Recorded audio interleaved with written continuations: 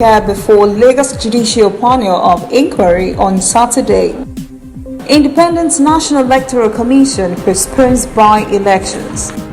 In international news, a new American president-elect could emerge tonight as battleground states conclude vote counting.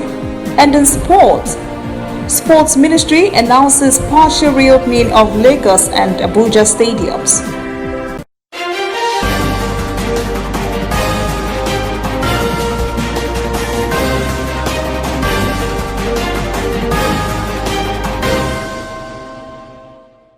This is ANN News. I am Olajumoke Olatunji. The Nigerian Army is ready to appear before the Lagos Judicial Panel set up to investigate last month's alleged military shooting of #EndSARS peaceful protesters at the Lekki toll gate. The panel had fixed on Saturday for the appearance of the Lagos Court of Arbitration in Lekki. The panel had earlier invited the 81 Division of the Nigerian Army, whose soldiers were alleged to have carried out the shootings. Spokesman for the Nigerian Army 81 Division, Lagos Major Oshoba Olaniyi, says the Army would only honor an invitation from the Lagos State government rather than the panel.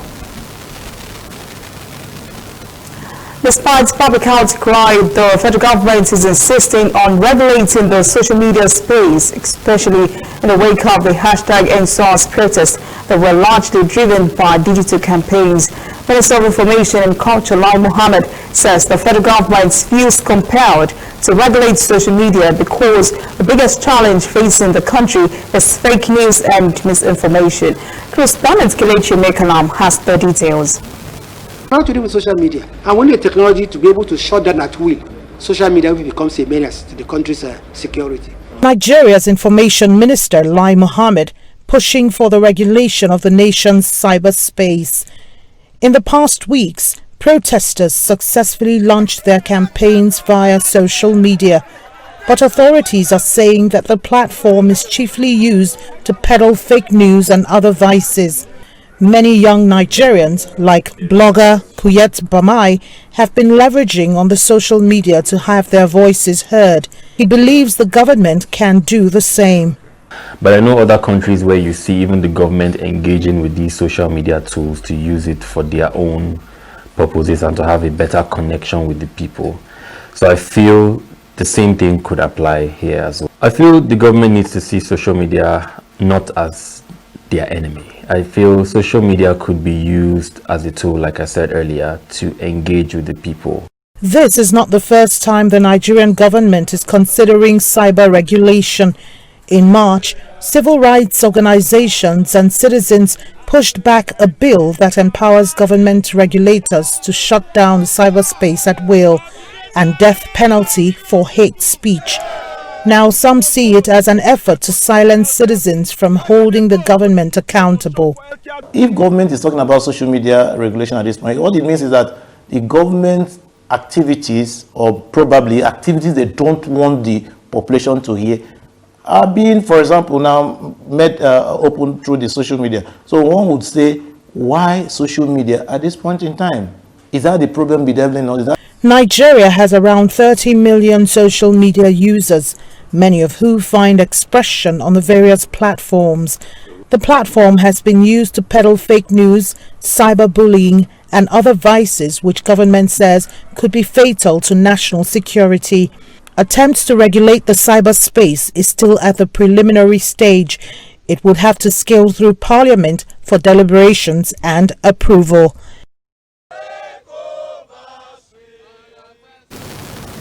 A total of 180 new confirmed cases of coronavirus infections was reported by the Nigeria Center for Disease Control on Thursday.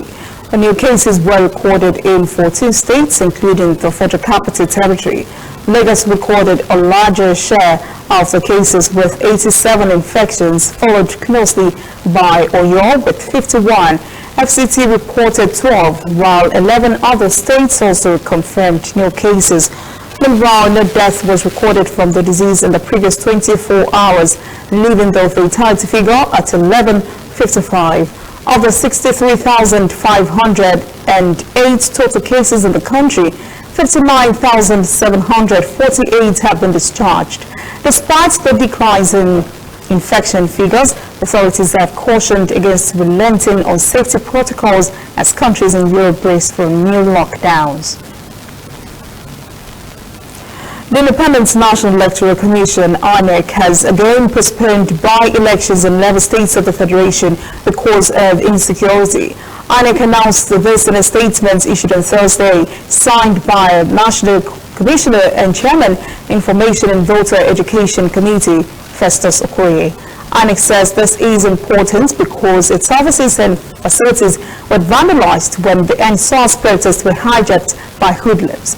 It said it would consult with stakeholders before deciding on a definite date for the conduct of the by-elections. A plight of internally displaced persons, IDPs in Nigeria amidst the COVID-19 pandemic is quite worrisome as they face humanitarian crisis and other specific challenges and vulnerabilities. Many are looking to the federal government to spend more on the IDP problem. Correspondent Phil Haza has the story. Zara Mohammed has been living with 5 of her children at this camp for displaced persons in Abuja for 6 years now. They fled their native land in Borno, northeast Nigeria, because of deadly attacks from insurgents. Zara says her dream is to return to her hometown and live a peaceful life there. I didn't bargain to stay here for this long. It's not been easy surviving with my family. No job, no business. We've been practically living hand to mouth. The government really needs to help us bring an end to this kind of life. An insurgency in Nigeria's northeast that has lasted for more than 10 years has displaced over 2.7 million people. Many of the victims are being housed in makeshift shelters like this. They were to be reintegrated into society, but the lengthy war against the insurgency has delayed that. According to the government, an estimated $156 million is spent yearly to cater for IDPs through provision of shelter, food and relief items. But the COVID-19 pandemic and reduced oil earnings have lowered the country's earning, and the public purse is now strained. When you look at the quality of life and how much government said it has spent on them, what exactly are we spending on? If you build a house this year, you're not going to build a house next year. If you build out the following year, you're not going to build it in 2 years' time. So most of the funds will go into recurrent expenditure. Clearly, it's not sustainable. It's not sustainable because sources of revenue have reduced and they will further reduce. President Muhammadu Buhari says his administration has decimated the insurgents and is currently on a mop-up operation to end the war and rebuild the northeast. But analysts say as long as the battle in the northeast rages on, the government may need to channel the monthly expenses for empowering IDPs elsewhere. I think where government should spend on now, if they want to vote or 5 billion naira on a monthly basis, 60 billion naira to IDPs. I think it should be directly on capital expenditure to take these people and resettle them and provide security for them to go to their farms, and more importantly for them to have vocational skills, so that even if they want to migrate from one part of the country, they have ready-made skills for them to work and get jobs. And that's something the government is already working on. Last month, the federal government kicked off an exercise to enroll about 350,000 internally displaced persons in an empowerment scheme which will involve more than 50 vocational skills. It plans to increase that number and hopes this will increase the productivity of IDPs and boost the country's economy. If successful, the initiative may help people like Zara recover from the effects of the insurgency. Coming up, African stories. Children killed in Cameroon school attack buried in Kumba. And later, international news. A new American president-elect could emerge tonight as battleground states conclude vote counting.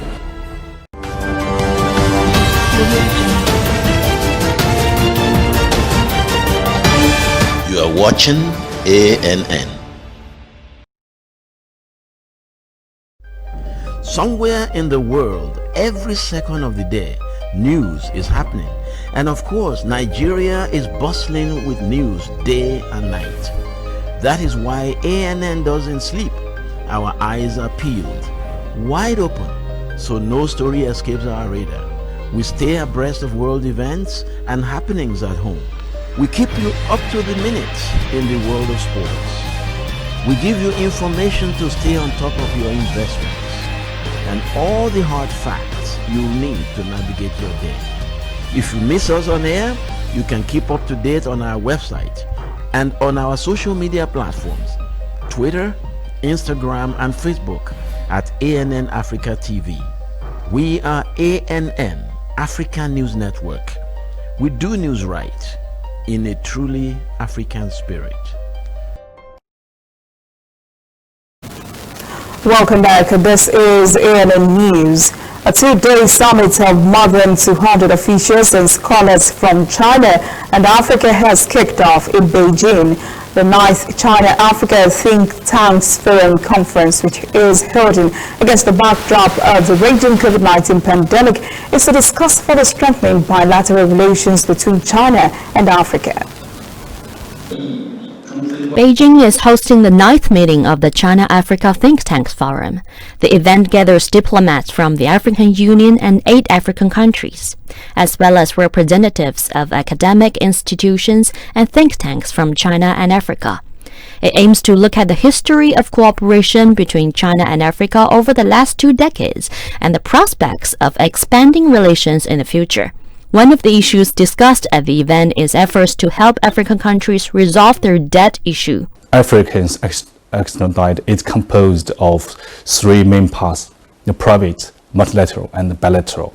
The bilateral official debt is the smallest part. China's portion in the African total debt is no less than 20%. Scholars are calling on developed countries and multilateral institutions to work together with China to protect Africa from a debt crisis, especially during the COVID-19 pandemic. 20% compared to the other 80%. So that it means that the bulk of the debt that Africa owes is outside China.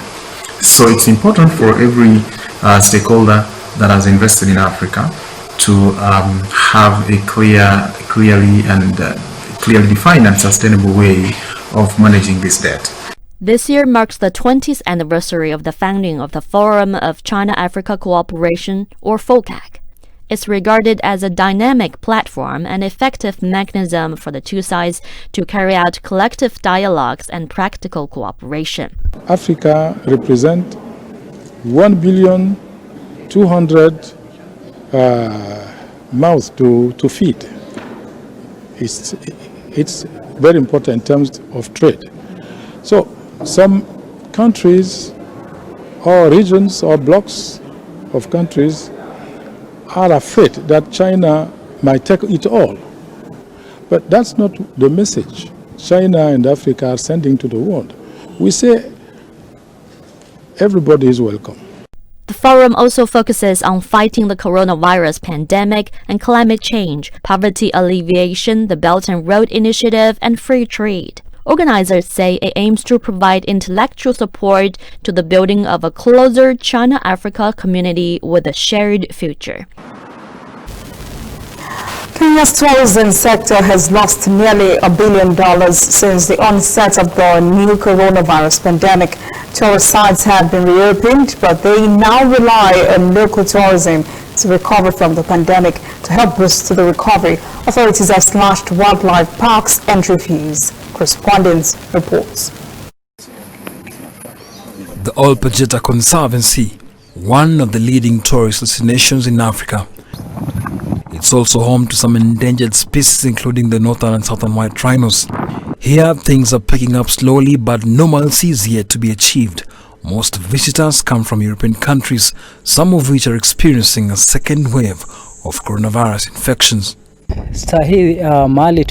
From where we are, things have become very difficult. It's all about surviving. We haven't been able to go back to our usual operations. The fact that we are an integrated model, we embrace the use of various practices and land use plans that help us generate revenue from a number of diverse sources, has helped us survive, has been a major bridging between the downturn in tourism business. Few tourists can be seen here. This unusual scenario, which is also evident in other parks and sanctuaries, is bad news for the economy. It has also led to an increase in poaching. However, more locals are visiting such attractions more often. Let Africa work more towards local tourism, because in this COVID period we realized that we were so reliant on international tourists that I feel we can really do wonders with local tourism. The Kenyan government believes the dream of making Africa a single tourist hub is still achievable, and that it will help the continent become more self-reliant in tourism. Africa needs to appreciate that there is already a market of almost 1 billion people in the continent that they can come and travel within each other. So we need to work on the logistics of making it happen. One, we need to open our borders to Africans. So in terms of visas and accessibility to the country, we need to open up our airspace to airlines across Africa, and that's going to work. At the moment, though, most industry stakeholders are focused on the more immediate task of surviving the aftermath of the coronavirus pandemic. Many African countries are depending on local tourism at the moment before things get back to normal. Other European countries have gone back to lockdown to control the spread of the virus, but in many African states, this is the situation. Things are not actually back to factory settings, hoping that soon most of these governments will reduce the entry fees to such parks, like here at the Olpejita Conservancy. Several school children who were shot dead by unknown gunmen in Cameroon's southwestern city of Kumba last month have been laid to rest. Thousands of people turned out on Thursday at their funeral. Gunmen stormed the Mother Francisca school late last month, killing the 7 children. Cameroon's Prime Minister Joseph Dion Ngute was present at the burial. He said the government had borne both the hospital and burial costs and promised that the killers would not go unpunished. Parents of the children said their loss was deep and no amount of punishment meted out to the killers if caught will assuage their pain. Recent violence in Cameroon has led to several attacks on schools, especially in the English-speaking regions, where 4 attacks have been recorded in the past 11 days, numbering at least 20 gunmen attacked another school on Wednesday, forcing students and teachers to undress before beating them up and molesting some of them. Attackers then set part of the school building on fire. On Tuesday, a Presbyterian school in Kumbo City in the northwest was attacked as at least 11 teachers kidnapped. Armed separatists are fighting for a breakaway nation they call Ambazonia. The government has accused separatist fighters of carrying out the attacks.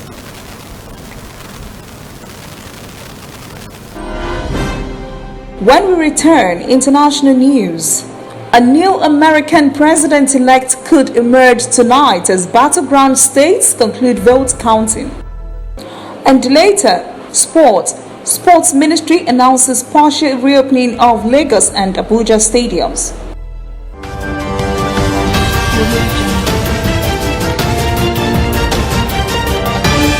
You are watching ANN.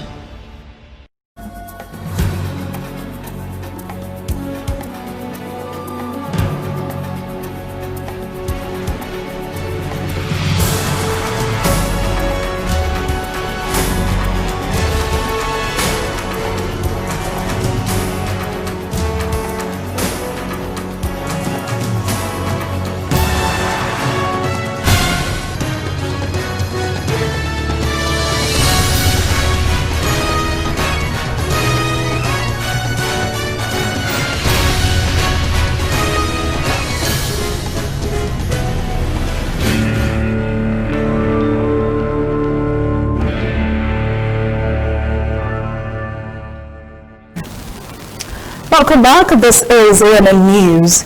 American election results are still on a knife edge as former Vice President Joe Biden overtakes President Donald Trump in the Georgia vote count. Should Trump lose Georgia, Biden would need only 1 electoral vote to win the presidency.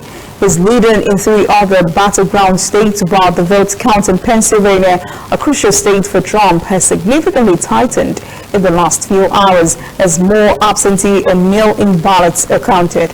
Meanwhile, President Trump was accused of making a series of false claims in a White House press conference on Thursday night, which caused some television networks to cut off the broadcast. As Joe Biden closes in on the presidency, in comments he said to have unleashed a torrent of misinformation from the White House podium. Many of the president's close allies in his party have condemned the false claims. They say Trump was trying to undermine the legitimacy of the U.S. election. They said none of his allegations had any basis. In fact, it's very possible that the next president could emerge by the end of today, as Georgia and Pennsylvania are close to concluding their accounts. And although the U.S. elections have captivated the entire nation, other issues have not stopped. The coronavirus pandemic still claims the highest number of lives in the country, more than any other place on earth. And more Americans are losing their jobs. The total number of COVID-19 cases in the country surpassed 9.5 million on Thursday, and the national death toll has reached 235,000 on Thursday. It took only 6 days for the confirmed COVID-19 cases to surge by 500,000, 102,831 new cases on Wednesday. The first time ever the country had recorded more than 100,000 daily cases since the pandemic began. By far, the United States remains the nation worst hit by the pandemic, with the world's most cases and deaths, making up nearly 20% of the global caseload and death toll, respectively. COVID-19 is changing the way Brazilian restaurants do business. One, especially in Rio de Janeiro, is offering safe private dining experience in outdoor cabins. I guess that means in protected environment against the coronavirus. Responding Lucretia Fancio reports. Friday night in Rio de Janeiro's posh neighborhood Leblon. Bars are packed and overflowing. By law, they should be operating at no more than 2/3 capacity. But not a mask is to be seen anywhere. No police and evidently no coronavirus concerns. Clearly, business is booming in this part of the city. But there has been a heavy toll on the drinking and dining business in Rio de Janeiro. According to the city's Bar and Restaurant Association, 1,000 have already closed their doors permanently, and another 3,000 are likely to shut down by the end of the year. But not so, with the idea of offering people a safe dining experience in well-ventilated outdoor cabins with minimal contact between clients and servers. A phone app is used for everything, from reservations to ordering and payment. Felipe Palermo, one of Sushi das Artes founders, lost his job as an events promoter. He says he was inspired by a Dutch restaurant he saw online and decided to see if he could apply the model in Rio. We have 34 cabins and are open from Tuesday to Sunday, and it has been full every day. Our waiting list is so long, we have reservations for December and even for January. So it turned out to be an idea people love. This is the first time Ana Paula Caldas and her husband have ventured out to eat since March. For them, safety was a priority, but they also found a romantic setting. So we are here, having dinner, which was delicious. The atmosphere is lovely and the music is great. The place is beautiful. We are relaxed because we are by ourselves in a small cabin. It is great. Food is also prepared in the well-ventilated outdoors, with masked chefs respecting distance guidelines. The restaurant has clearly tapped into a niche of Brazilians who remain concerned about the pandemic, while so many others appear to have dropped their guard. I think there is still a lot of risk, and people are not believing we are experiencing a pandemic. They are exposing themselves. While there has been a drop in both daily reported cases and fatalities in Brazil since August, experts say the pandemic is far from over and a new surge may be on the horizon. Still, in this restaurant, an oasis in the middle of the chaos, some have found a little bit of normality, a cause for celebration.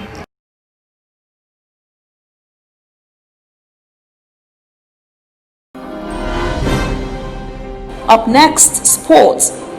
Sports Ministry announces partial reopening of Lagos and Abuja stadiums. Please stay with us.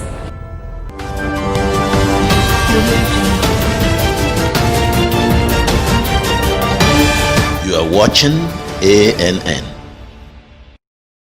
Whether in your house, at your office, on your phone or online, we are there. We have the facts behind the headlines. We cut to the chase with the news you really need. We cover every angle. We are the bigger, better news network. We are African News Network. ANN. Watch ANN News on MITV from a truly African spirit.